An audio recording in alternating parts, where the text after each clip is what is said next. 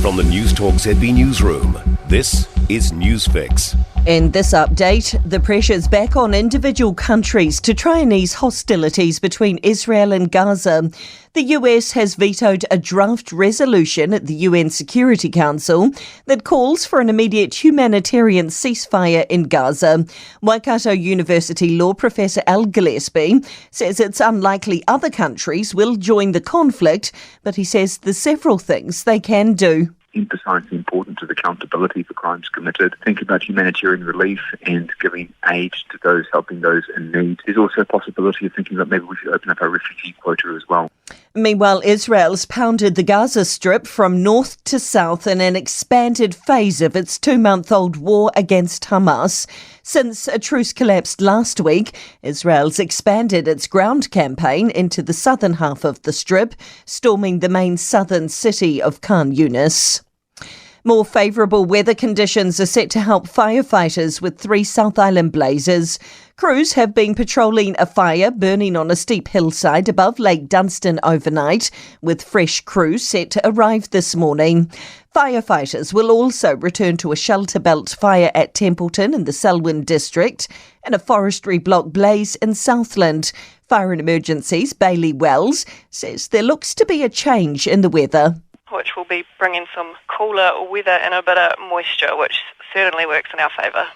Mixed consumer spending patterns for the first full week of December.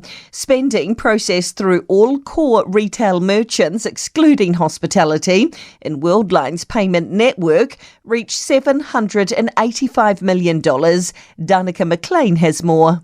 That's up 1.4% on the same period last year and up 13.9% on 2019.